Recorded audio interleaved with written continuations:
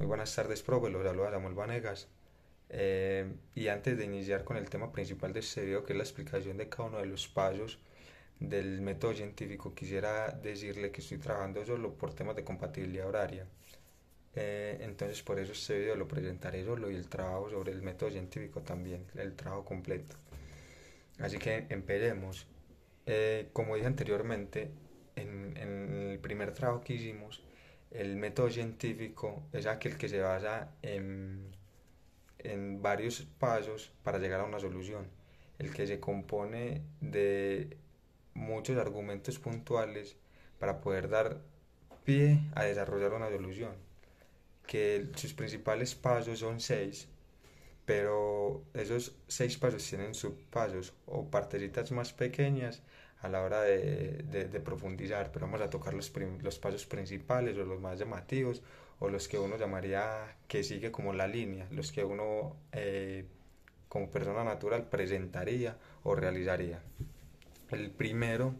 obviamente no se puede decir que del primero al sexto hay una degeneración o que el primero es más importante que el último, simplemente que son pasos que facilitan la solución del problema o la implementación de una solución. Entonces, el primero ese sería el tema de la observación o identificación de un problema, que es aquel que nos permite darnos cuenta de lo que está pasando y que le podríamos dar una solución.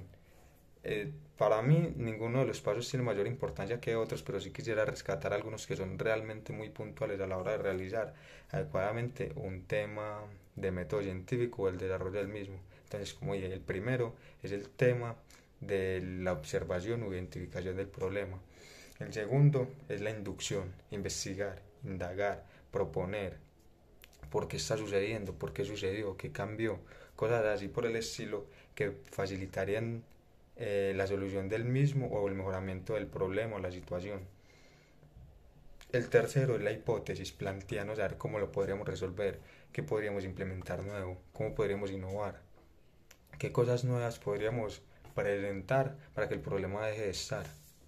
El cuarto, en mi caso sería el más importante porque uno haciendo es que se da cuenta, es la experimentación. Aquel, y sería como el cuarto, pero abarcaría como los pasos anteriores, o sea, sería como la mitad en mi parecer, porque hace uno como un recorrido sobre observación, inducción, hipótesis y llega a la experimentación, lo que permite ver que los pasos anteriores sí tienen como un fin en común y la experimentación lo demuestra, como que a ver si lo que planteamos en un principio sí es, si el problema que si vimos si realmente es el de la raíz y es de ahí donde se debería atacar el problema y buscar la solución. Y de las demás hipótesis que propusimos para la solución del mismo se ven reflejadas en la experimentación. Entonces la experimentación para mí es el tema, es uno de los pasos más importantes, ya que permite ver que lo hecho anteriormente tiene validez y que de ahí en adelante las cosas pueden ir mejor. El quinto sería el tema de análisis, el tema de analizar cómo nos fue en la experimentación, sacar números, gráficos, tablas y cosas así por el estilo que nos permitan hablar con números, hablar con datos reales sobre lo sucedido. Anteriormente hablamos del tema más ras con ras, del tema de haber metido la mano en el pantano y haber hecho cosas que nos permitieran sentir el problema y ver qué podíamos solucionar. El tema de análisis, como es el quinto paso, eh, es el tema en el que podríamos ver un análisis de las cosas que pueden servir como las que no, las que podemos desechar y las que podemos implementar para la solución del mismo. Y por último sería la conclusión, haber abarcado todo lo obtenido en los demás pasos, haber solucionado en pocas palabras del tema de la problemática que en un principio quisimos atacar y haber querido darle fin con el tema de la conclusión, lo enfatizamos, como decimos, teníamos este problema, lo investigamos de esta manera, vimos que sucedía por esto y esto, experimentamos que haciendo esto y esto podíamos solucionarlo o mejorarlo, sacamos estos datos y concluimos en esto. Entonces, como podemos ver, de principio a fin, es una secuencia que ninguno, por el lugar donde esté, es decir, del primero al sexto, no tiene como desprenderse el uno del otro, sino que van súper unidos. nos permite ver que a la hora de llegar a la conclusión tuvimos que haber pasado por ciertos pasos que nos permiten ver el problema de ciertas maneras y presentar no solo una conclusión, sino varias. En el mismo caso que no una solución, sino varias, lo que facilitaría mucho el tema de desarrollo de ideas e implementación de nuevos proyectos para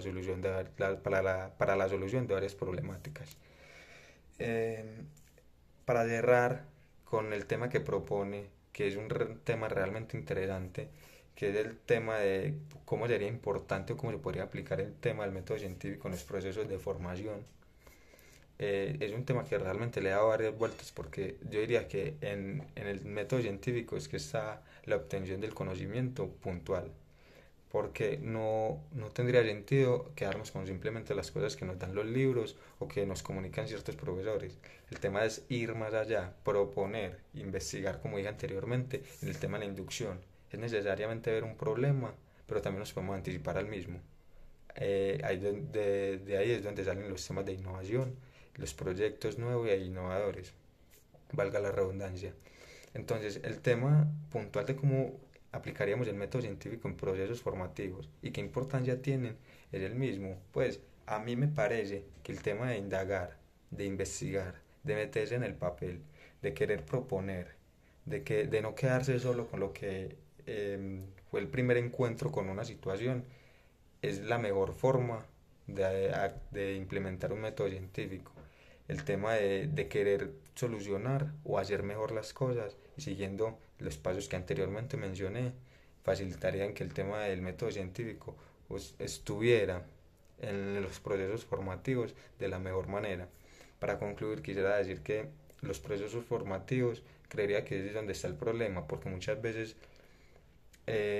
nos quedamos nosotros los estudiantes con lo que está el profesor y simplemente va a ser por así decirlo, un círculo vicioso, como que vos me decís esto, y va a ser siempre la misma cosa. Entonces es necesario que los procesos formativos generen a los estudiantes o a los aprendices ese pensamiento crítico de que las cosas podrían ir mejor o que están mal, que nos hagan seguir ciertos pasos para identificar problemas y darle solución, que es lo que nos propone el método científico. Hasta luego.